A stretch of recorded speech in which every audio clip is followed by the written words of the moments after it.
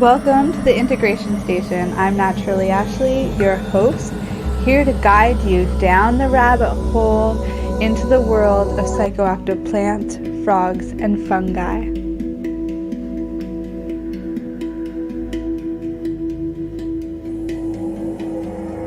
Hello and welcome back, you beautiful souls. I'm Naturally Ashley, your coach and host, here with a special guest, Legba. Legba is a retreat leader based in Mexico, and on today's episode, he's going to talk about how DMT saves lives, what retreats look like in Mexico, as well as the future of psychedelics, how they allow us to heal and connect.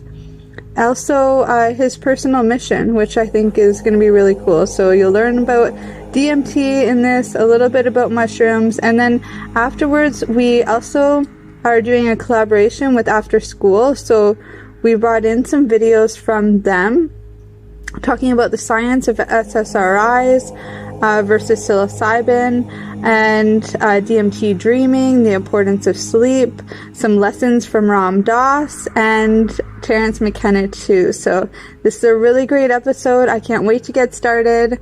Without further ado, let's go. You're listening to the Pace Radio Network, here at paceradio.net. The views expressed by the individuals during this broadcast are their own opinions, and they may not be the same as those of their group or other organizations they may be involved with. Hello, welcome back, you beautiful souls. I'm Ashley, or Naturally Ashley, your host here at the Integration Station, and I've brought an amazing guest for you guys today. His name is Legba. On Instagram, you can find him as Legba Psych. Amazing stuff that he's doing in the mushroom community right now, and really excited and been inspired to share this work for a while, because down in Mexico, like, who doesn't want to spend some time down there? But there are tons of retreats, and this guy here, he's going to tell us a little bit of what that looks like right now and what he's doing to, keep it very unique to him and, this grassroots movement. So I love that. What was it? You said something about like an underground movement, and I think about mushrooms as being very underground. So that was like perfect kind of pun to bring in there. But yeah, without further ado, I'll pass it over to you, and you can just share what inspired this journey so far. Well, hi everybody. My name is Legba. Some call me also Terence. So I'm like basically being like cultivating like a mushroom, extracting DMT, putting it into vapes, or like in crystal, and introducing all sort of different psychedelic drugs to people who are curious or people who actually need therapy against like can be depression, lack of like creativity, productivity. So I produce basically from mushroom microdose to mushroom macrodose to the DMT to I have basically access to most psychedelic because I'm down in Mexico where like everything is there, is here, accessible. So yeah, that's what I'm like actually working on. And we're just growing pretty quick because the demand is just increasing, thanks to a lot of documentaries about it. And we're trying to recently. There's like a lot of documentary coming out about it, and we're trying to make it sure that people who are their first time don't get scared forever and do it in the right settings and like with the caring people. Yeah. So, there's so much I want to dive into around this, but let's just start at the beginning. How did you end up finding your way in Mexico? Have you always been there? Did you choose it? What was that path like? Well, I'm from France, but I'm from an area of France called Brittany, like on the coast. So it's kind of cultural to kind of like travel. There's a lot of travelers from my area. And I've been traveling for now nearly 10 years. And I used to work in the cannabis industry in California for about like 5 years or something like this. I would go back and forth, like get some dollar bills and like just like have a easy life.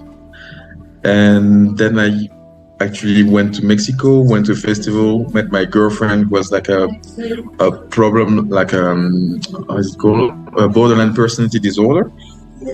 So she had like a lot of problem to regulate her like her emotions, regulate a lot of different aspects of her life. And like, so I suggested to her like to try microdosing instead of like taking like pharmaceutical. We're actually getting her like a bit amorph, like to say the least. And yeah, so I started to cultivate basically for her to produce her microdose. And then COVID started, and like I said, I didn't want to go back to France, and yeah, kept producing those mushrooms for her, and then he extended to her entire family, and then like the family extended to the people. So yeah, I had like a lot of introduction, like let's say with families as well, kind of something like this, and it grew for the reputation. Probably because I probably have like a different. I try to don't be like how we say too much into I'm a guru or anything. It's about the medicine, and I just make sure you are alive at the end of the experience. Even though you may think you're dying, you're not. It's cannot demystify to undo all the like the preconcepts people have about psychedelic. I consider it a birthright. So I'm just trying to make sure like people have access to it at least once in their life, to do it in a perfect setting, and like if they want to keep doing it, then they can do it. Like yeah, I love that too. And you've really worked with it from the bottom up, doing mycology, and it was a really personal why. It was to help your loved ones, and I think that that's something so beautiful that's happening with psychedelics, is that it is helping families come together because of all the stigma. It's the conversation starting inside the home, inside of the families, and that's how it's spreading. I think that's more powerful than word of mouth, and one of the reasons why there's been such a huge shift in consciousness lately is because love's coming back into the family as well as into the soul of the individual.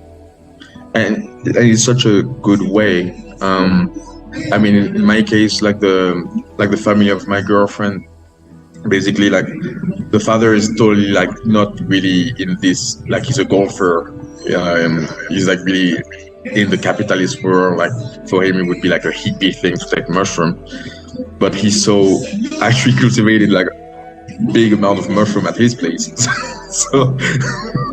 so he opened up to it, and like actually like gave it a shot, tried, everything went pretty good because he has no problem doing it now, even when I'm not here like to supervise, or his daughter is not here, they can do it in couple. He did it with his daughter, and like I mean like also I think doing it with your family, I was able to witness how sometimes when you're under like this state of conscious, you can like connect to people to nearly like almost telepathy.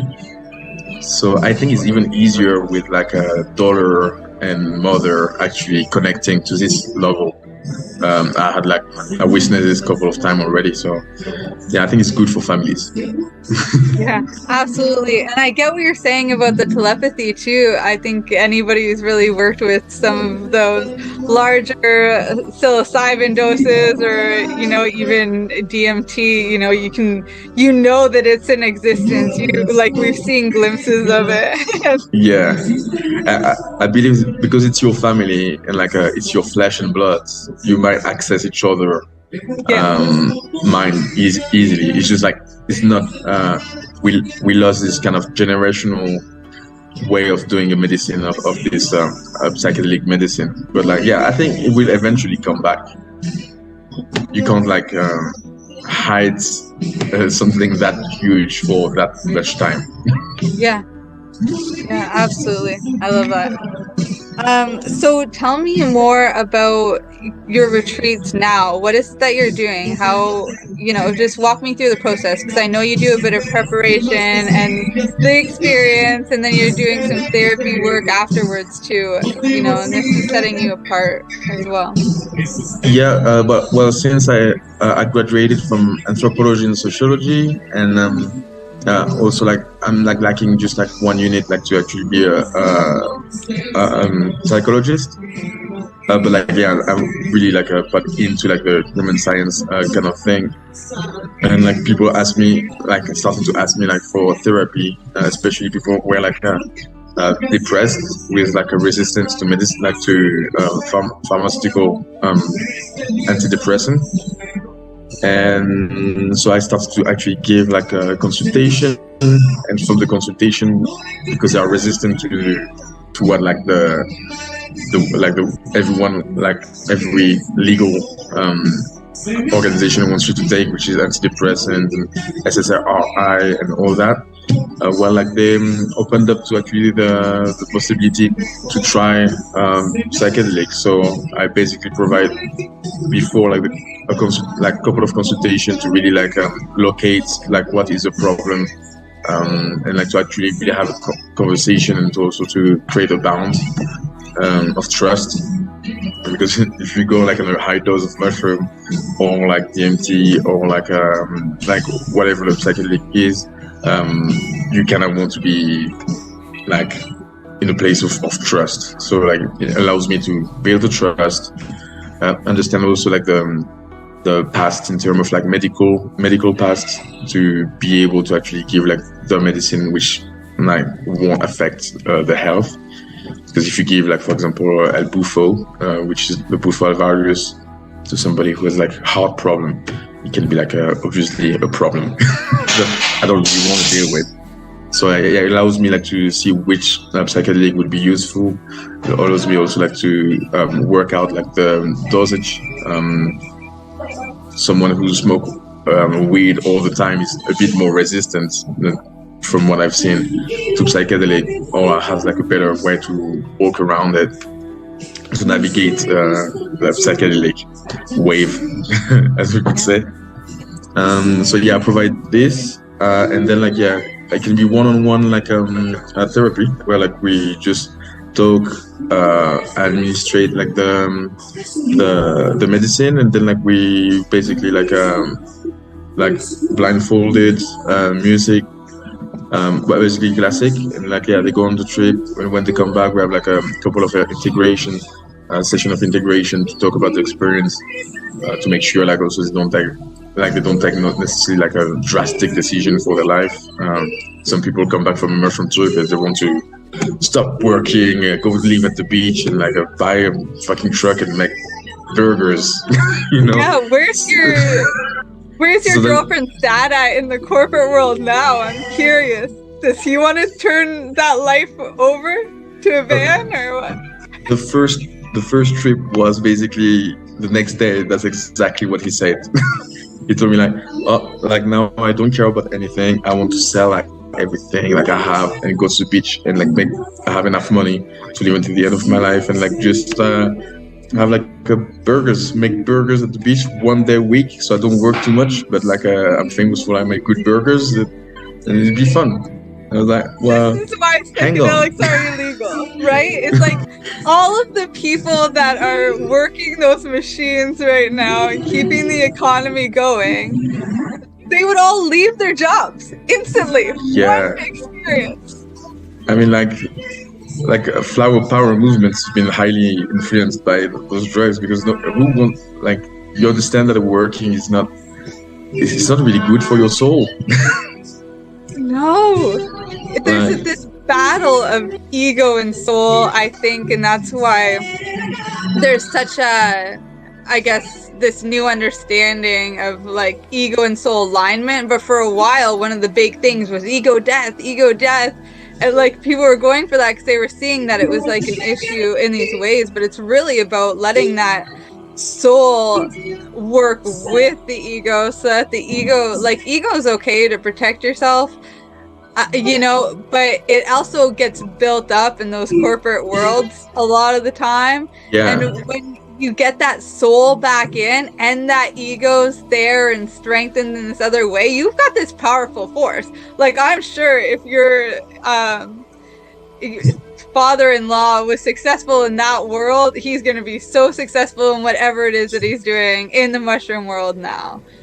You know? That's highly possible. But like, that's true that there's a sort of like war of ego when you give it to somebody who had to build its way up in society, in the modern society we are having.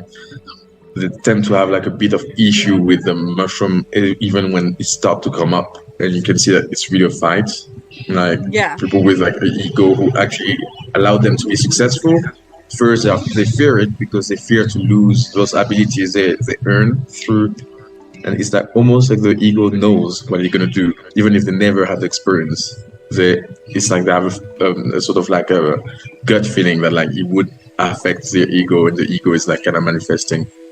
I don't think ego is bad in itself. I think it's just about having like being ego flexible, I would say. Yeah. To be able to have an ego when it's necessary, and like to be able to put it down when it's necessary. Like, ego is good to defend yourself as an individual, but a lack of ego allows you to connect with like your community, like the people around you, and whatsoever. So it's about being flexible. I believe that it depends on people, but like I've seen also as like clients who would have like would be like a bit like scared of psychedelic, because they would be like, for example, cocaine addicts, which is exactly the opposite of mushroom on a term of scale. They are at the other end of the spectrum. Cocaine being like an ego booster, and mushroom being like an ego downer. So it's a bit interesting to see how the ego can really affect the approach to psychedelic. But I think it's good to be able to do both. Yeah, you can almost think about it like how Alan Watts said, it's the whole point of dancing is a dance, and it is this ego of like soul and dance, and it can be this beautiful work of art. It could also be Fight Club where you're beating yourself up. It could also be where it turns into a martial art where you're able to protect yourself in a way like Ali was, you know, he was a dancer, that's why he was so good at what he did, you know, and so, you know, I like to think about it that way, is that there is this dance and harmony that comes of it when you're doing the work, you know, but of course that first initial experience is so life-changing, and every experience afterwards is too, you know. It's beautiful to know we have that opportunity to keep reliving or rebirthing, you know. I think it's an important option. Like, we should be allowed to actually explore our minds. That's the most powerful tool we have. The only thing we don't pay for. We should be able to explore it, and don't be like governed by people who don't want you to limit yourself in a cage. But like, it really depends on people. My point of view is like personal, but I do believe that I might hold a bit of truth in the fact that we should be able to have those experiences. The same way we are able to love, to hate, to have fights. It's like we just have one life, so why would we waste that option? Yeah, and Terence McKenna had so many amazing points about that too. He brought in the Bible at one point and was saying that Yahweh was in the garden, and I guess Eve overheard him say, you know, don't eat from, we don't want them to eat from the fruit of the tree, because then they'll be just like us, more God-like, more tapped into that God within, which is what entheogen means, and you know, kind of the basis of psychedelic as a whole is tapping into that, with that part. And every religion said that. Every religion said that, you know, God was within us. A lot of other philosophers said that too. I mean, and obviously it's a matter of belief, but I always thought that was a powerful thing to think about. Is it a matter of belief or a matter of experience? Yeah, that true thing. If you actually experience it, then like, it's not about belief, it's actually your experiences. Or even Terence McKenna was saying it, I believe that like, experience is the only thing you actually can trust, because that's, you experienced it. Believing is based on other people making up things, or like having their perception. But if you experience love, like, That's like, I mean, you don't believe in love, you actually experienced it. No one like doubted. So that's about the same thing. I think also for having God within us in a way, or access to a greater like a general mind or consciousness. Yeah, the collective consciousness. I always love that too. I feel that mushrooms are a great representation of that, with the mycelium underneath, like allowing the forest to talk with together. You know, it very much is doing that, I think, with our minds, and one of the reasons why we tap into that telepathy, or, you know, for others get glimpses of what that potential may be like. It's opening us up to these other realms. Yeah, and I believe because in the retreat I'm having, like I spoke to you about like the one-on-one sessions, but we're gonna start like pretty soon to have like like group whole session. We don't really want to go above 10 people. Like 10 people would be my extreme maximum. I like to keep it like small for the quality of attention in case of problem or whatsoever. But like, yeah, that's the same way like a forest connect to each other, and the mycelium like kind of like grow and connect to one another. You can really see it in group settings, and people start to connect to one another and feel what the other are feeling, in that sort of increase in empathy. I think mushroom does exactly the same in the forest. It just does it the same in our brain. Yeah, I'm so with you on that. On this note, let's pause for a little break. We've got some sponsors that want to share what they're up to, how they're, you know, being the change and exiting the matrix their way. But when we come back, I want to dig more into what these retreats look like, and you know, some coming trends in the mind field. Definitely. Okay, we'll talk soon. Bye. Talk soon. Bye. You're listening to the Pace Radio Network here at paceradio.net. At Legacy 420, we believe in being different. Experience the difference of quality control. Our labs provide tested formulations for all of our products. Experience the difference in trust. Our customers can trust that we are following up-to-date COVID precautions for their safety. Experience the difference in accessibility. We're open 7 days a week. Please visit our website, legacy420.com, or contact us for curbside pickup as well as nationwide mail order shipping. Legacy 420 values overall wellness. Come and experience the difference of Legacy 420. In February of 2022, the Victoria Cannabis Buyers Club and Ted Smith were fined $6.5 million. This for helping 8,500 patients with access to medical cannabis. In our interview with Ted, he spoke to us about how people can donate to help in an upcoming court challenge. And here is part of that interview. From what I've seen lately, I believe that you've got something that you're trying to do as far as fundraising to deal with this next court challenge. For now, people can write checks directly to Jack Lloyd Law Corporation, or send e-transfers to save the VCBC at gmail.com. I guess those are the two easiest ways for people to help right now. Enjoy the buzz of legalization with Campbellford Lifestyle Shop. From lights to plant nutrients, books, consumption accessories, and more, we've got all your basics to grow or consume cannabis. Visit our info center or take a look at our piercing services and body jewelry, now available in-store through Campbellford Lifestyle Shop, 17 Bridge Street West, Campbellford. Growing your own cannabis is easier than you think. Whether you're growing for recreational or medical purposes, BMA Hydroponics has everything you need to succeed. From the standard 4-plant recreational systems to the latest cutting-edge hydroponic equipment, BMA can customize your package and do it at discount prices. Visit BMA Hydroponics at 404 Maitland Drive in Belleville and ask us for a free estimate. Or call 613-967-9888 and we will give you an estimate over the phone. The only way to go.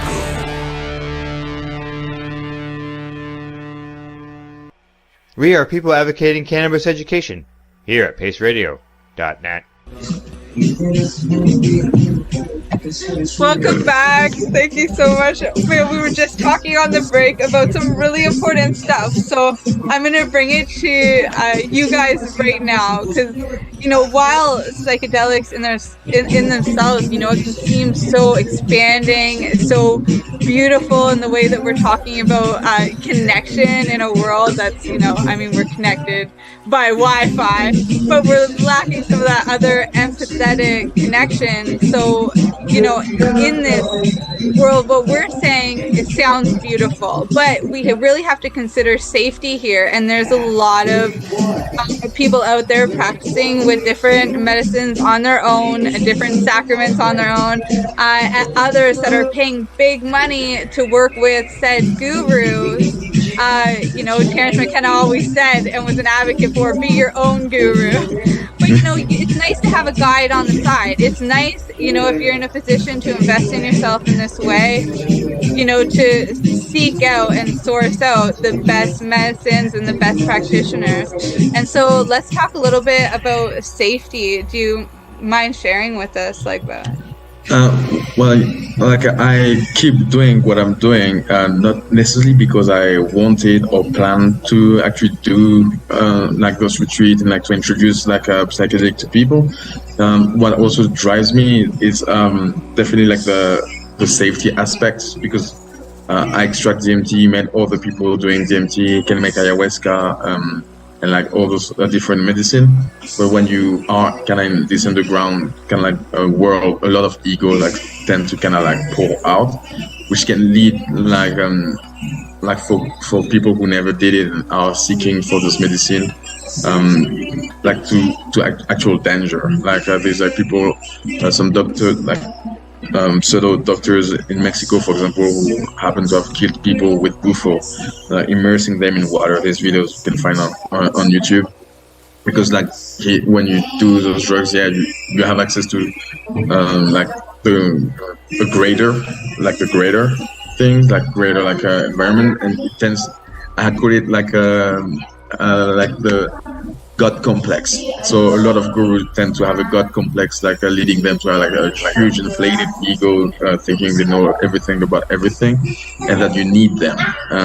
Is why I'm doing my way of doing like those retreats, for example, for groups, is to like the sort of initiation, so they don't need me. Actually, basically, I don't actually want work. I just want people to don't fear it, and like have all the information, to have like more education about it. The same way we are taught about every drug, alcohol, for example, is a cultural thing which is accepted.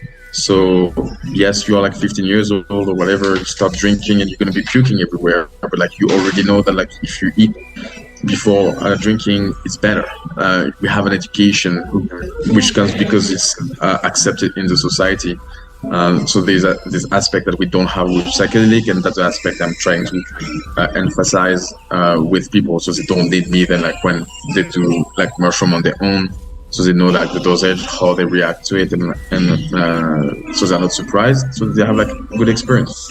But there's definitely like I would say sharks out there in the spiritual world. It's expanding drastically. A lot of money is like getting into it, and like it attracts sometimes like the worst people with like definitely problem with their ego and like what they want to do, what they are willing to do in order to gain money or status. Like I do know that it's good to be guided, but the guru is actually the mushroom or like the drug you're taking. Like there's no other teacher.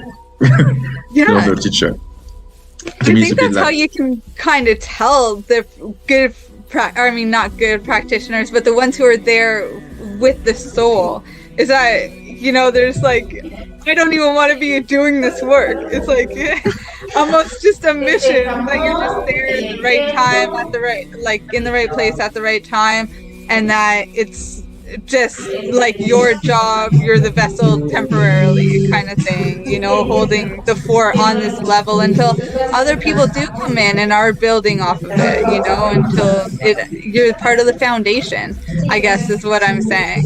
you know, and that's humbling. That's not exactly like the same that you would get. Like I worked with somebody to source Cambo for a little while, and I realized that what they were was like those other types, you know, the sharks that saw that there was a money thing for it, you know, a way that they could earn. And so they put out all these videos and make themselves look really professional, have the t-shirts, have the branding, but at the same time, you know, their medicine I don't think is sourced the right way. It wasn't the same. It was all wrapped in plastic. It was all mass produced. It was like it didn't have the right feel. And then I went like right into a ketos, and I'm like, okay, and now I'm sourcing it from like the best place that I could. But at the time, you know, I was like, you know, I think I just got stuck in the trap too. I'm like, I want this, and this is easy, and this is how I'm going to do it. And it was the wrong decision. So what kind of tips would you give to people yourself? You know, that was from my experience. I hope it helps somebody out there. But I mean, how I would say I detect when there's like the intention in terms of like guiding like a psychedelic session, let it be ayahuasca, bufo, mushroom, or even LSD or whatever. It's like the person who is holding the place. If you have this feeling like you are more in a church, like I kind of like see it this way. Someone who has a belief in God, he can have a belief in God and it be him and the God. But if you feel there's a third party taking too much place, like, yeah, follow me, listen to me, and being like really insistent on like the ego and the attention, well, like, yeah, probably not with the right person to do it. I believe, like from what I've seen and experienced, like in different places, like most of the time where like the intention was kind of wrong, and like I was feeling uncomfortable and I thought it would be dangerous. It's like when the ego of the person who is holding the place and give it to the people is too inflated, and you can feel it. Like there is a sort of feeling, like, because they say, "Do what I say."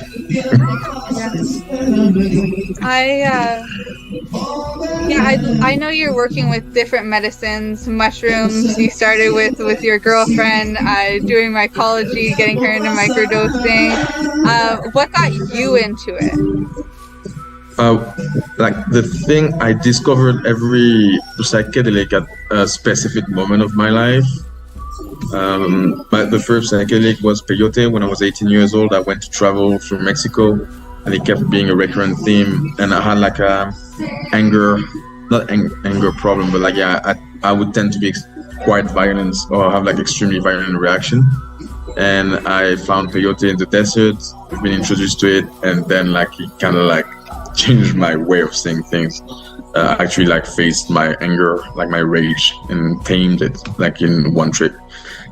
So it was like pretty drastic, and every drug I kind of like met them at perfect moment of my life. DMT I was suicidal, so I wanted to kill myself with the strongest drug I could get from the dealer. I was back then living in Australia, extremely depressed and like suicidal. So I wanted to basically kill myself with drugs. So I asked my dealer the strongest drug he had, and he didn't. He gave me like crystal and told me like, yeah, smoke it like crack. And I was like, oh, good, like, let's go, like death. And yeah, I was not wrong. That was death, but that was DMT. So I was still alive. That wasn't a dealer. That was a friend. That was a guru. So yeah, basically this guy kind of saved my life. And I don't know where he is. I remember how he looked like, but like, yeah. And 6 months later, like I was not drinking, not taking drugs, doing anything, and like got all my life on track thanks to DMT, who scared the shit out of me. When I was like, what the fuck is that? I just went to another planet, and things were actually interacting with me. They were looking at me, and it was like extremely strange, but like, yeah. So I recommend it to people who wants to kill themselves. Try like first a taster, which I would call a good trip of DMT. Yeah. And so there are different types of DMT, and I know you're making some yourself. Can you guide us through like what the different kinds are and what it is that you're doing? Why you just that way? there's a 5-MeO DMT, which is like can be done like in lab, but like is essentially like extracted from like a Bufo alvarius, which is a toad that you can find like in the Sonoran Desert.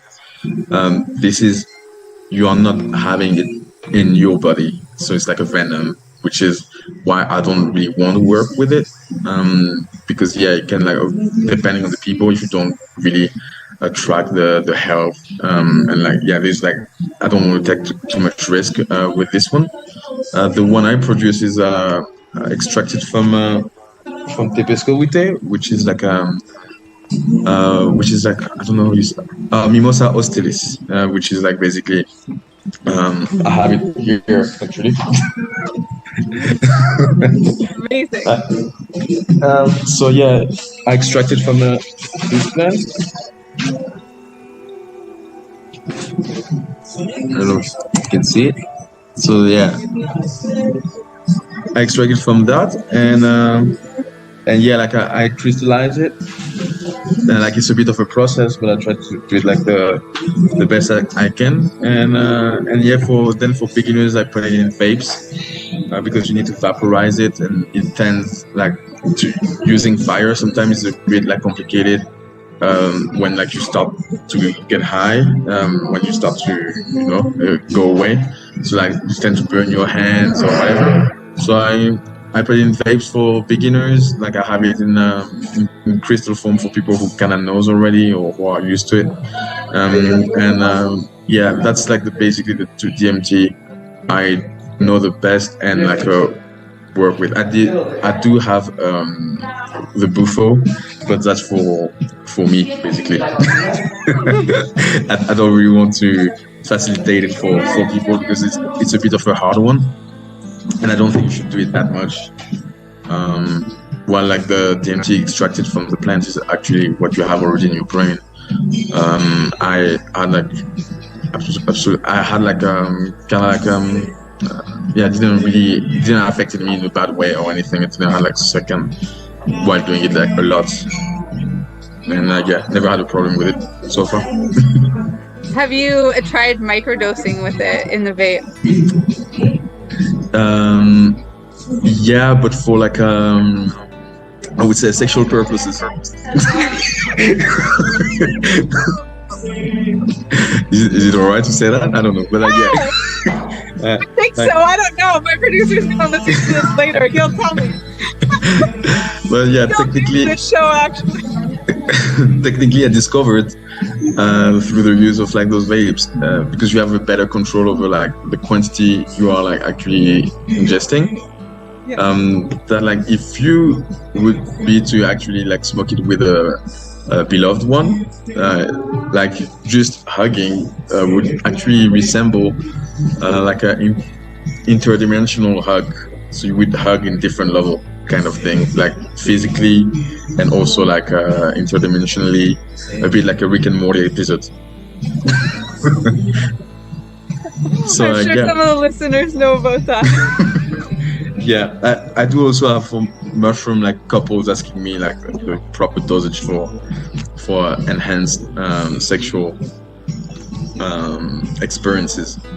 Yeah, I think this is going to be more of a conversation too, because I mean, in like high schoolers know about this stuff, but we seem to forget as adults when problems in relationships start to occur. And I'm sure a lot of people can relate to that. I just saw more articles around that too, so it seems to be a reoccurring theme, maybe for something that I gotta do in there, write about it or share it or have more of these conversations in general. So I forget what I was gonna say here with vaping the DMT. I know for me, in times that I've been using it, it was already prepared in the vape, but I also was given powder form too, which I guess would be like the crystal way that you're describing. And a lot of the listeners here, they're into cannabis. My mom especially, she has her own show on here too, and she got a shatterizer and was just doing an expose on it, I guess. And it's this a special kind where it starts to like bubble and you can put the dryer turb in, but it vapes it and bubbles it with water and all this stuff. Apparently that's supposed to be good for DMT. I guess, yeah, what I'm wondering is like, how are you doing it? Are you liquefying it? Are you doing it like that? So for the vape, I actually liquefy it and like I managed to put it in a certain form. So like I can then like vape it. The vape itself is actually a vape. Wait, I can show it. It's a vape like that I sourced in California, which is actually for hash. So Okay. like the temperature is actually like perfect. But other than that, normally I actually What's the temperature supposed to be? I don't remember exactly the number, but it's about the same as like that hash oil. Okay. Because I actually worked for a hash company. Let me, I think I have my pipe here so I can show. I have a special pipe for it, but I can't find it. Yeah, so it like, does have a really distinguished taste to you guys. So you want to get, if you're using a vape style, get different coils for it. If you're gonna use a pipe or something, I haven't done this yet, but what I was told is like lasagna and have a separate pipe because the taste and everything will stay. I don't mind the taste. I think it's really unique and almost like a spiritual thing when I'm working with it too. So yeah, I don't mind that, but what I was told anyway, and what I'll share with you guys listening is have separate devices for it. the taste can change quite drastically with this pipe because Okay. the pipe is a sort of like a crystal, so it actually cooled down like in this part like the smoke, so it comes with a really different taste like the what you would smoke in a bong or anything. That's what I'm actually using. Here there's like a volcanic stone, so actually you don't put anything here, you put everything inside a chamber. Let me open it.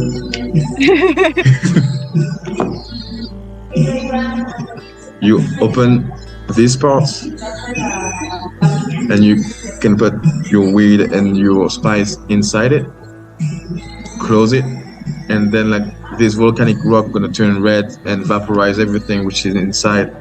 All the smoke gonna pass through this, which is like a cold sort of stone, and all the smoke is actually much cooler, which allows also like to actually taste. It almost tastes like flowers. When I discovered this, Amazing. I was like, oh my god, that was like an El Dorado of DMT for me.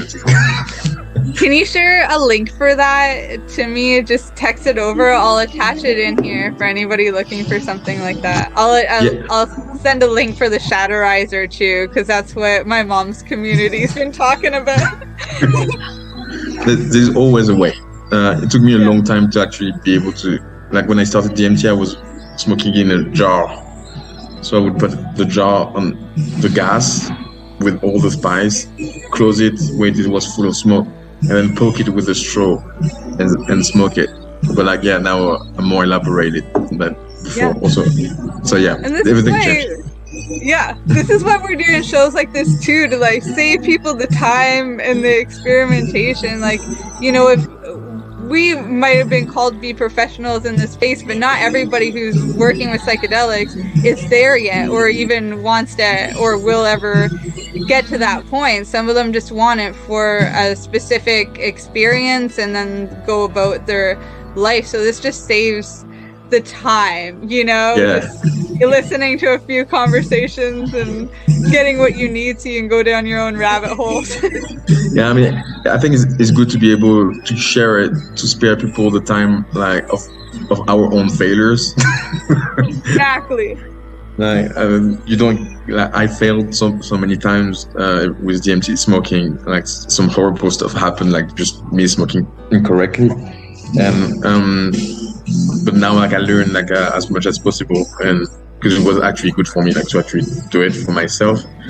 And then like I'm like, well, I'm being asked to help other people. I'm like, well, like I'm gonna happily do it because I know how bad you can fuck up. Yes. I love that you're so humble about it too, and bring the humility in. And I'm so grateful that you shared everything that you have with us so far. I'm curious, is there anything else that you think is going to be important for any of our listeners when it comes to working with DMT or psilocybin or peyote, psychedelics in general, on this journey? I think taking your time is like one of the, like, especially for DMT, I think taking your time, really like having breathing exercises before, and like really taking your time to be in this like a mind place where you're calm. And also like for any psychedelic, taking your time to really see with who you're going to do it, with which practitioner or what kind of reputation, and like to really get a feel of how the person is, to don't rush into it, but really to let your guts do the work, so you actually go with the right person, and like to actually connect with them. Like, so if you feel it's like mostly about money or business, there's a lot of people going there, I would recommend you probably like to give it a bit more time. It will come to you when it needs to come to you. Yeah, I'm a true believer in that too. Like, I've been working with mushrooms for 20 years now, but that was my main one, other than cannabis, which I really do think about like as a herb or a tonic more so than in the psychedelic space. It's definitely on the tonic side of things. But it's, you know, it's a beautiful plant. And then we have psilocybin I've been working with a long time. Campbell came into my life about 5 years ago, and that's not even really on the psychedelic spectrum either. A lot of people don't consider it one. I definitely do. And then DMT the last 2 or 3 years. So even though I've been in this space a long time, I'm still also a newbie when it comes to a lot of different medicines. I mean, there's other stuff I've dabbled in along the way, but you know, it's not the same as committing to a path. Like, these 3 medicines, they really impact me. They really showed up at the right time. You know, I was really guided to each of them, and I think that's really important. I think about that too, like when I'm foraging or working on a garden. It's like I'm not going out and saying I want to do all of this here right now. I'm going out every single season, and I'm dedicating myself to find one thing in the forest and to learn about that one thing. And year after year, it's that compound effect, right? I really believe that's important with any medicine and any kind of educational or spiritual tool. You know, you really have to put it into practice. It's a lot of work. It's not just saying, oh, I'm going to go do DMT and here's how, and now I'm just going to do it and now it's done. It's like, no, it's not done. Now it's different. and most of the time, like if you do it in the rush, like the medicine itself would slap you really hard. Yeah. So I have like a few friends who got like vapes from me, and like actually wouldn't take the time to calm down and do it with alcohol and cocaine, and like be like, yeah, let's go, and smoke it, and then they would be like, whoa, like I really have to respect it because it scared the shit out of me, and now like I'm scared of doing it. I was like, yeah, you take your time, don't do it with cocaine, or like I mean, like, yeah, you could do it with cocaine, but at some point it will definitely like slap you, because there is I don't know, I used to be extremely more like scientist kind of based, with especially what I studied, like anthropology and sociology, based on the fact, but because I experienced like a DMT world, I can say that like, yeah, there's entities out there who probably would take it as disrespect. They don't really want to mess with aliens. So take your time. And some people don't even have any experiences until they are ready with some of these things too. Like the McKenna brothers, they say it's not for dumb people. Dumb people don't get anything out of it, you know.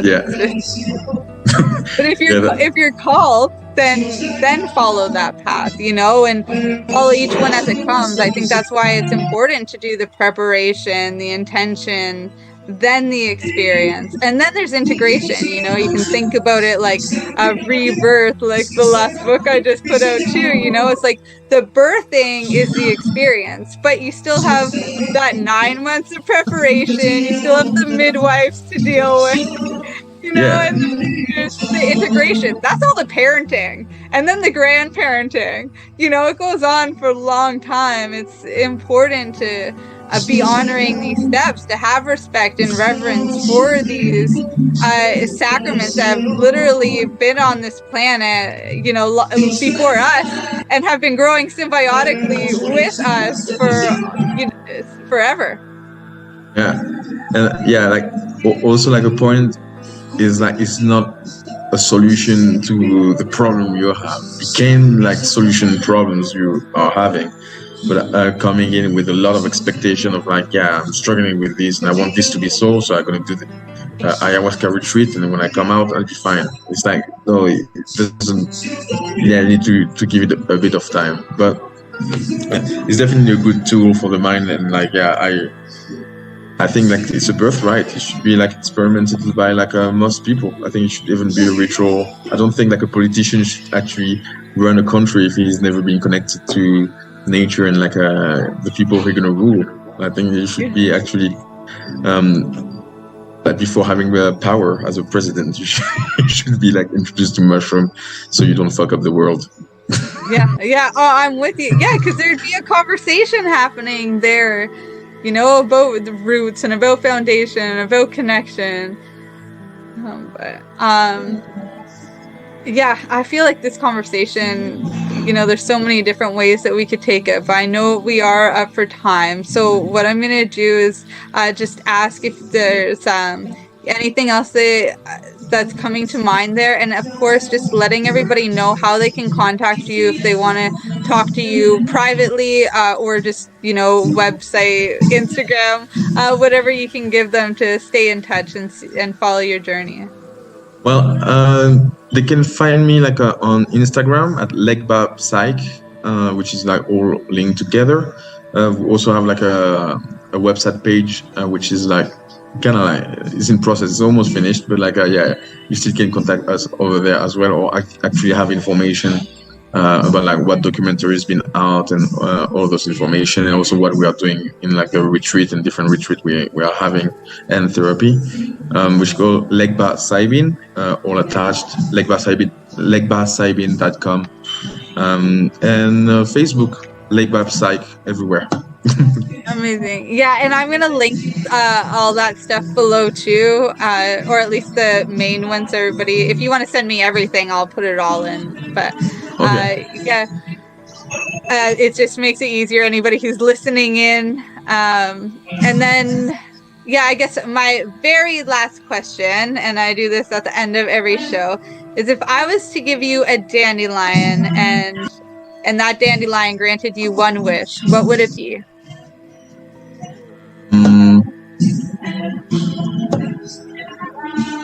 Oh, whoa, that's a hard one. What wish? Sure is on. One wish for humanity? Yeah, what would it be? Like to people to connect more, like to kind of end loneliness, like because I've seen that a lot in my work. People are just lonely and they're like being affected mentally because of it. Like to re-get this connection between people, this community kind of a connection. I think everyone needs. We are like social animals, and we tend to forget it because of our society and how we live in like big cities, or even like sometimes like in like in not so big cities. We don't even know our neighbors. We don't like. I think it's a bit dramatic. So yeah, I would kind of reinstore community in like humanity, so we are connected to one another really, and not with like all the media we are using. But yeah, that would be my wish. Yeah. Thank you so much. And you know, it really brings it full circle, because we started today talking about how, you know, mushrooms were bringing families back together. And I really do believe that this is where it starts. It's just in a conversation with your loved ones, and that ripples out, and it does build community. It builds family. It's a network. It's the mycelium network. The World Wide Web. Definitely. Well, like, yeah, that would be my wish. So I could get out of this job. Thank you so much for your time.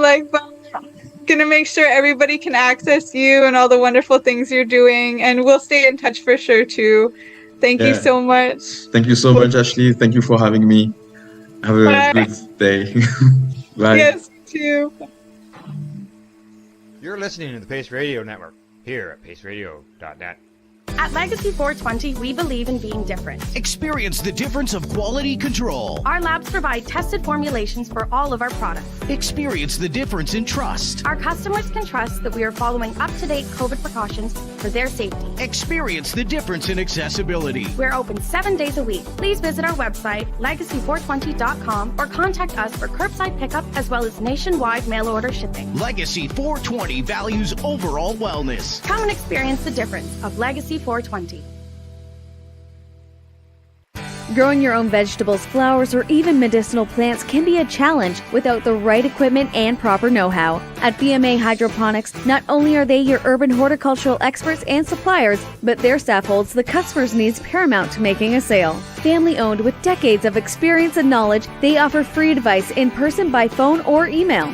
BMA Hydroponics wants to ensure you have the advice you need, which is why you'll find tips and tricks on different ways to grow, like wick, ebb and flow, drip, or aeroponic system, as well as other helpful links at bmahydroponics.com. If you can't find what you're looking for, just let them know, and they'll do everything they can to get what you're looking for. At BMA Hydroponics, each staff member also possesses a federal exemptee MMAR license, making their strong suit empathy, experience, and dedication to their customers. Because when you know how to grow, you'll have results that make you proud. BMA Hydroponics in Belleville, Ontario. Visit bmahydroponics.com. Let's share PACE everywhere. That way it can help create peace. People everywhere advocating cannabis education. CP operates a medicinal cannabis signing clinic. If you want to grow your own medicinal cannabis and are located anywhere in Canada, then I'd like to suggest that you give them a call. They can be reached at 1-613-967-9888. That's 1-613-967-9888, and grow on with CP. Enjoy the buzz of legalization with Campbellford Lifestyle Shop. From lights to plant nutrients, books, consumption accessories, and more, we've got all your basics to grow or consume cannabis. Visit our info center or take a look at our piercing services and body jewelry, now available in-store through Campbellford Lifestyle Shop, 17 Bridge Street West, Campbellford. PACE Radio is the People Advocating Cannabis Education Radio Network. We are people advocating cannabis education here at paceradio.net.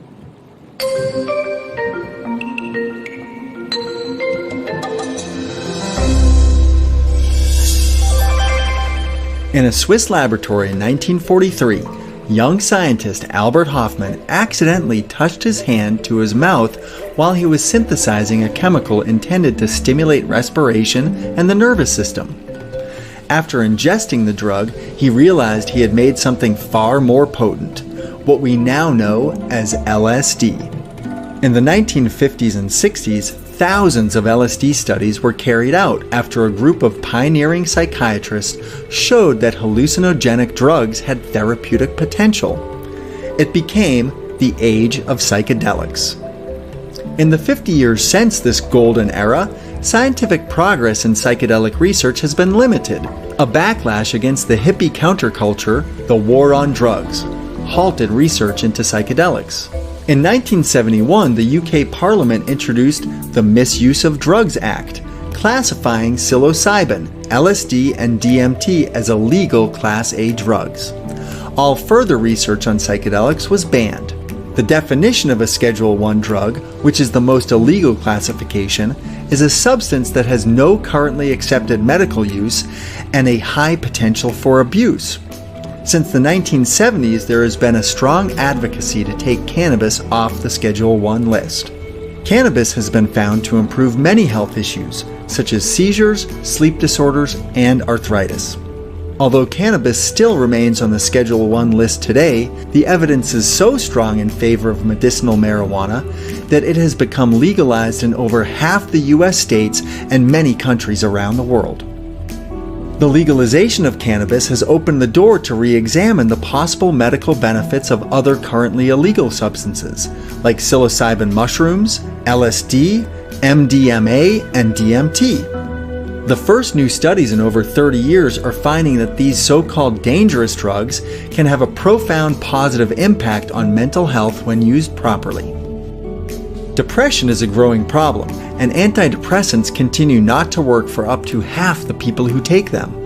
A recent study examined the treatment of 20 patients suffering from depression. Half took antidepressants and half took psilocybin. After 3 months, the antidepressant effects were found to be greater for those taking psilocybin than for people taking typical antidepressants and therapy. Patients said they went from feeling totally disconnected with themselves and the world to connected, and from repressing and avoiding emotions and memories to accepting them.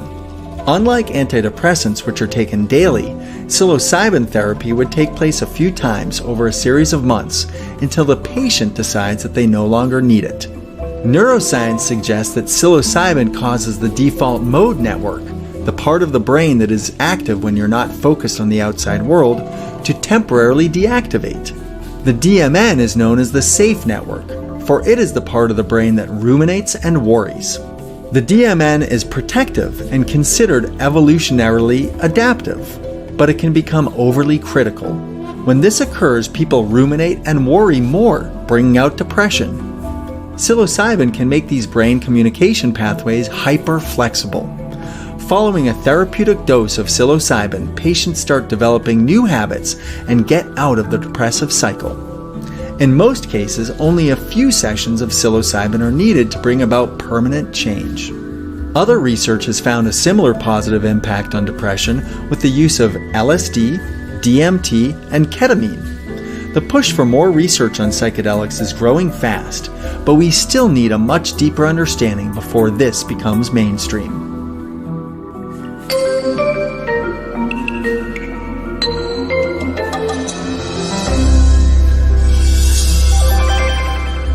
Why do we dream? Dreaming is one of the great mysteries of our biology. For as long as humans have recorded history, they have looked to understand the meaning behind dreams. After extensive testing and research, scientists still don't fully understand why we dream. But the consensus is that dreaming is a way for our subconscious to process our fears, desires, and memories. There are many forms of dreaming. The most common occurs about 2 hours after we fall asleep during our REM cycle. During a typical 8-hour sleep period, you will have 4 to 5 REM intervals, each one getting longer and more vivid. During REM, our brain activity fires up and we experience the limitless space of our consciousness, from tea parties with long-lost relatives to flying on giant butterflies. Much of what happens in our dreams seems quite random, but some try to interpret them, write about them, and even become obsessed with them. There's a whole subculture of people practicing what is called lucid or conscious dreaming. Using various techniques, these people have learned to assume control of their dreams and do amazing things like travel to different dimensions or go back in time. Some of the greatest innovators credit lucid dreaming for their achievements. Albert Einstein credited a lucid dream for his discovery of the theory of relativity. Salvador Dali's amazing paintings were based on images he saw while lucid dreaming, and Larry Page says he came up with Google's main algorithm in a lucid dream. There is another, more powerful yet highly illegal method of reaching the dream world through the use of dimethyltryptamine, or DMT. DMT has been given the nickname the dream drug because of its powerful hallucinogenic properties. Unlike cannabis or magic mushrooms, this drug launches you into an out-of-body experience where time and space cease to exist.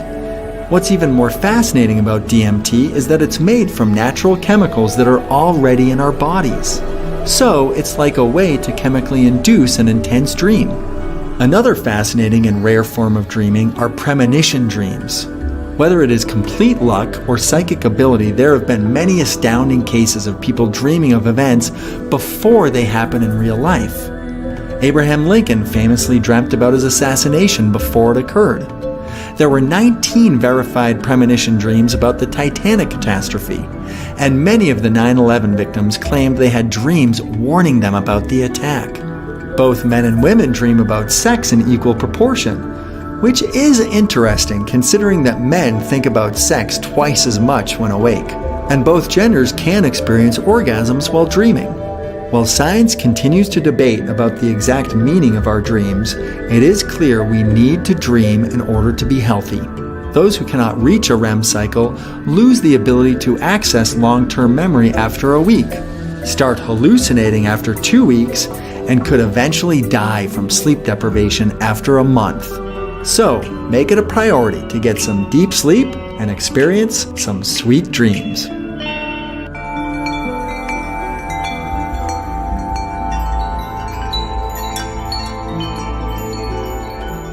One of the things that has changed in me is that I have begun to fall in love with the universe.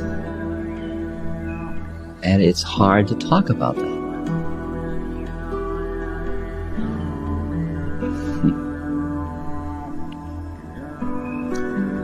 Let me read to you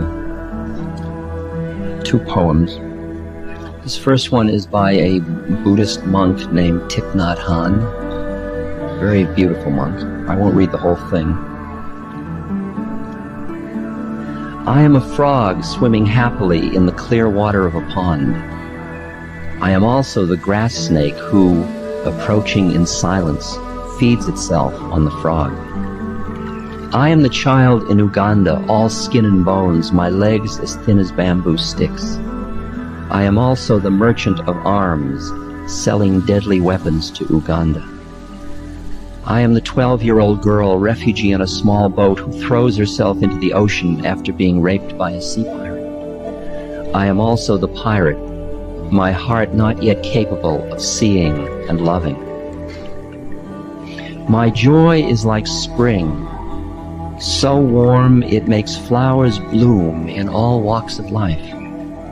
My pain is like a river of tears, so full it fills up all the 4 oceans. Please call me by my correct names, so that I can hear at the same time all my cries and my laughs, so that I could see that my joy and pain are but one. Please call me by my correct names, so that I could become awake, so the door of my heart be left open, the door of compassion.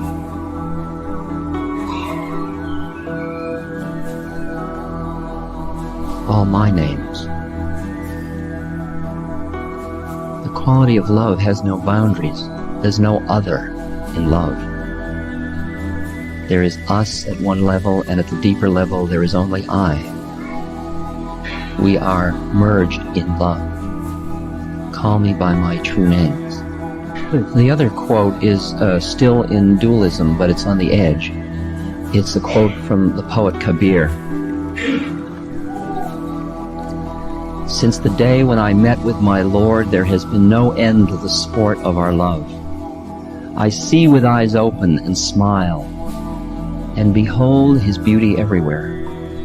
I utter his name, and whatever I see, it reminds me of him. Whatever I do, it becomes his worship.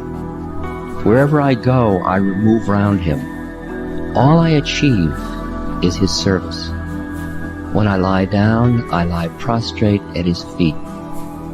Whether I rise or sit down, I can never forget him, for the rhythm of his music beats in my ears. Now, in the states of awareness, where you see there is one, there are no boundaries, there are no separatenesses. And then as that one starts to come into form as separate, you look at the separate forms it has taken with a quality of awe and wonder when you're looking from there. When you're looking from the point between what's called the form and the formless, right at the edge, and you look down at form, or out at form, or up at form, there's no direction. You look at form, you see the absolute awful beauty of form. And you see, as Plato talks about it, the law that you appreciate as what you call God oftentimes is just all form in law. It's all lawfully related. It's called the Tao in Chinese, the way of things. It's the way in which all forms are related to all other forms. And you look and you see it's perfect. You can look in physics or chemistry or astronomy or astrology or psychology or music, or wherever you look, you begin to see that forms are related all to all other forms, all in lawful ways. It gets interesting when you get down to quarks and things like that, but everything above that looks pretty long. And there is an interesting term when you look at the way in which those things are all lawfully related. You say, it's perfect. My guru in India used to say to me, Ramdas, don't you see it's all perfect? I'd say, perfect? Perfect? What about Bangladesh? What about Africa? What about tyranny? What about violence? What about greed? Don't you see it's all perfect? Can't you step back for a moment from your humanity to see the way of things? Can't you see the way it's all lawfully unfolding? The question is, have you the courage to see what you're seeing? Or does it seem to take away your humanity? Because when you look and you say it's all perfect, the problem is it's so impersonal. Somebody falls down in front of you and you say, karma. See, there's no warmth to it. But if you come down into your human heart, the pain is unbearable. Because there is so much suffering everywhere. And you look and there's rape, and there's child molestation, and there's ecological insensitivity, and there's tyranny, and there's terrorism, and there's... Which one is it first? Starvation, the homeless. Who is it? Where does your heart go first? And what most people do is they close their heart down and they armor it to protect it from the immense amount of suffering. They armor it with their mind, with thoughts, with a web or a net or a veil of thought that armors the heart so that they don't get hurt and overwhelmed by the immensity of the suffering. Because you know how when your child hurts, you give anything. And the quality of the heart is, the heart has no boundaries. My heart goes out to you is the expression. The heart will give. The heart doesn't know boundaries. The mind knows the boundaries. The heart says, here, take my automobile, take my apartment, take anything. And the mind saying, now wait a minute, be reasonable. And there is an interesting dialogue that goes on within us. And so this armoring protects not only our hearts from the amount of suffering outside, but it protects our separateness from our heart, which would give away our separateness. It would give away everything. Give away everything. And so the interesting question is, how do you keep your heart open in hell? And what does it mean to be in love with the world? And what does it mean in action?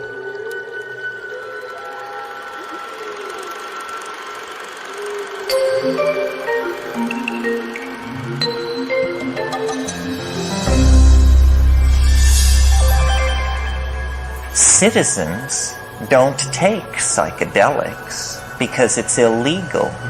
Neither do marionettes. Neither do robots.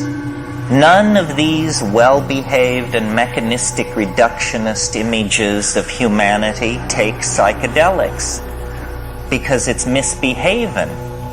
Misbehaving is a great sin. In fact, it's enshrined as the first sin. You'll regard that the psychedelic issue was there in Eden, and somebody misbehaved. and then they got tossed out forever and their children's children into the chaos of history. It's interesting to read in Genesis why this was. It was because they will become as we are, says Yahweh. They will become as we are if they eat of the fruit of the tree of knowledge. I suggest to you that this is precisely what we should seek to do. We empower our experience by insisting on our authenticity. It's a wonderful thing to learn to be able to stand up and yell bullshit, because so much is being slung and nobody is talking about the primacy of experience and the dignity of the individual. The dignity of the individual. We went a long way with this in America before we betrayed it. And it wasn't only betrayed by the clowns in Washington, it's also betrayed by anybody who clusters themselves around the feet of some self-proclaimed nabob. Because the fact of the matter is, nobody knows what's going on. Nobody knows. Nobody has the faintest idea. The best guesses are lies, you may be sure of it. And so to pretend that one human being will lead another out of the dark night of ignorance and into the shining light of truth is ludicrous, absolutely grotesque, a product of this empowering of the human image that has gone on through several thousand years of dominator culture. If you want a teacher, try a waterfall, or a mushroom, or a mountain wilderness, or a storm-pounded seashore. This is where the action is. It's not back in the hive. It's not in the anthill. It's not knocking your head against the floor in front of somebody who claims that because of their lineage and whose feet they washed and whose feet they washed, that you should give credence to them. Knowledge is provisional, and we are yet to approach even the first moment of civilized understanding. The way it is to be done is by trusting yourself, trusting your intuition. Reject authority. Authority is a lie and an abomination. Authority will lead you into ruin. It's not real. And it isn't, don't get the idea that it's this liberal rap about how everybody has a piece of the action. You know, the Jews know something, the Buddhists know something, the Huichol know something. Nonsense. Rubbish. Nobody knows anything. These are different kinds of shell games that have been worked out by priestly castes of people to keep things under control. Institutions seek to maximize control, control, control. That's what they're into.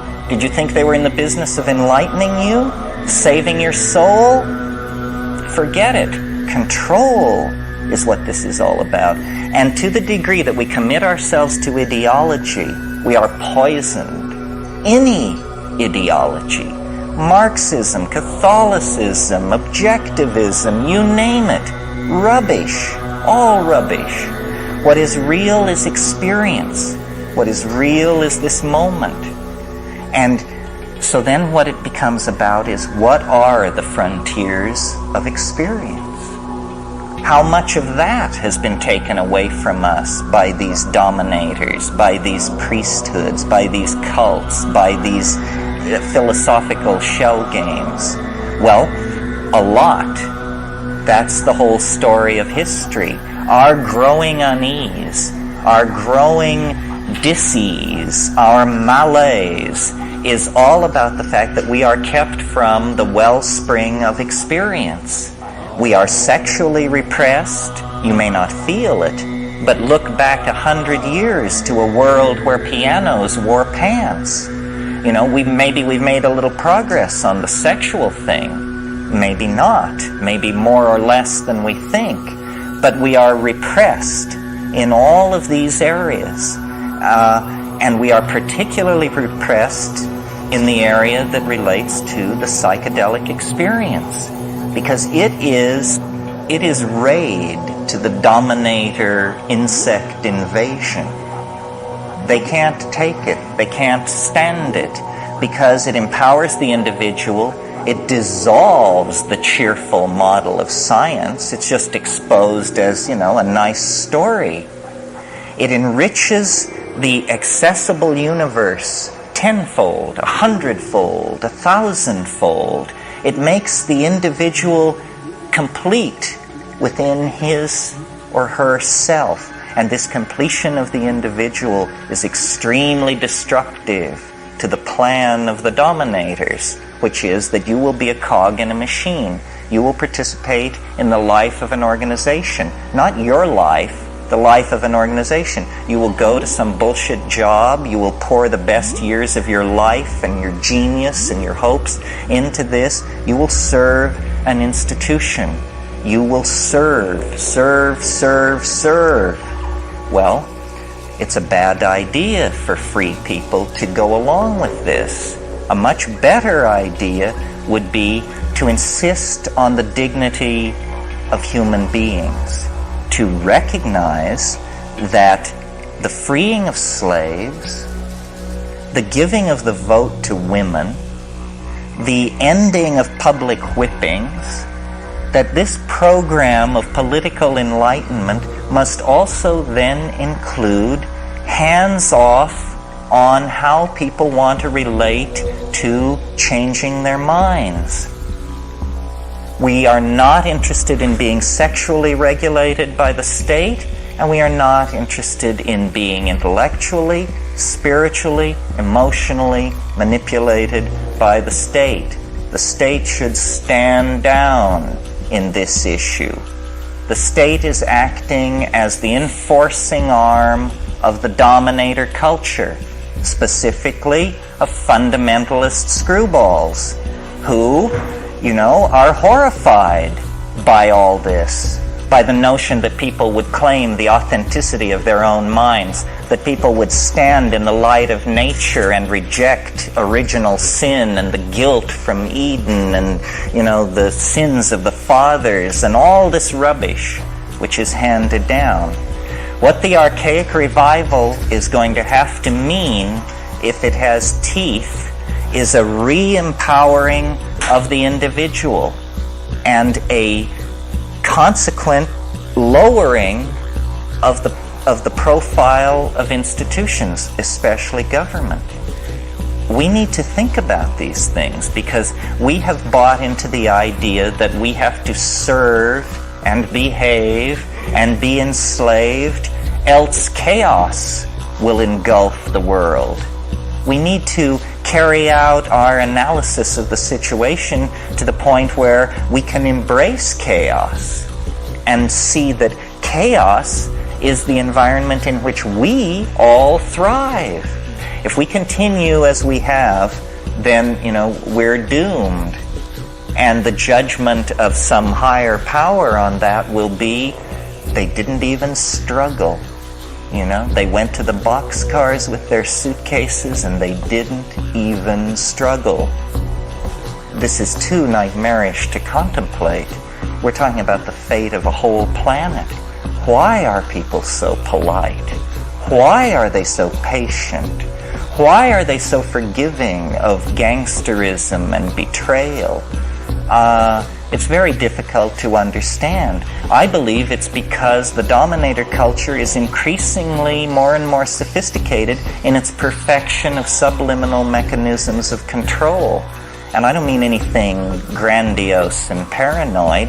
I just mean that through press releases and sound bites and the enforced idiocy of television, the drama of a dying world has been turned into a soap opera for most people. And they don't understand that it's their story and that they will eat it in the final act if somewhere between here and the final act they don't stand up on their hind legs and howl. So this whole effort to bring the psychedelic experience back into prominence is an effort to empower individuals and to get them to see that we are bled of our authenticity by vampirish institutions that will never of their own accord leave us alone. There must be a moment when the machinery and the working of the machinery becomes so odious that people are willing to stride forward and throw sand on the track and force a reevaluation of the situation. And it's not done through organizing, it's not done through vanguard parties or cadres of intellectual elites. It's done through just walking away from all of that. Claiming your identity, claiming your vision, your being, your intuition, and then acting from that without regret, cleanly, without regret.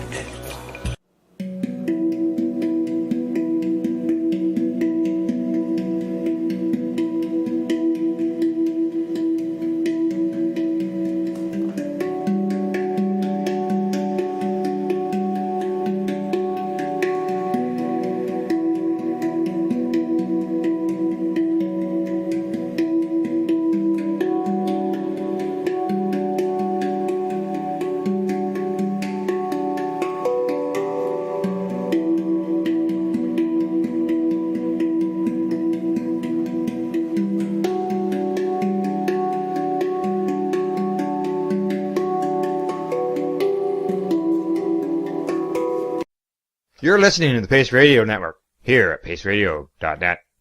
The views expressed by the individuals during this broadcast are their own opinions, and they may not be the same as those of their group or other organizations they may be involved with. BMA Hydroponics has everything you need to succeed. Visit our hydroponics superstore at 404 Maitland Drive in Belleville, and we'll show you how to grow your own quality cannabis for pennies per gram. We're open Mondays, Tuesdays, Wednesdays, and Saturdays from 10 a.m. to 5 p.m. and Thursdays and Fridays from 10 a.m. to 7 p.m. Call 613-967-9888. BMA Hydroponics. It's worth the drive. The only way to go. At Legacy 420, we believe in being different. Experience the difference of quality control. Our labs provide tested formulations for all of our products. Experience the difference in trust. Our customers can trust that we are following up-to-date COVID precautions for their safety. Experience the difference in accessibility. We're open 7 days a week. Please visit our website, legacy420.com, or contact us for curbside pickup as well as nationwide mail order shipping. Legacy 420 values overall wellness. Come and experience the difference of Legacy 420.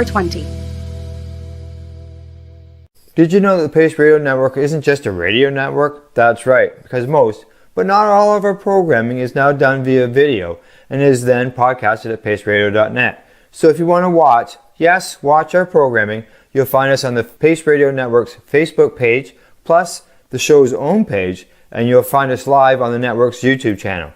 And don't forget, you can find it all, video and audio, at paceradio.net. Enjoy the buzz of legalization with Campbellford Lifestyle Shop. From lights to plant nutrients, books, consumption accessories, and more, we've got all your basics to grow or consume cannabis. Visit our info center or take a look at our piercing services and body jewelry, now available in-store through Campbellford Lifestyle Shop, 17 Bridge Street West, Campbellford. You're listening to the Pace Radio Network, here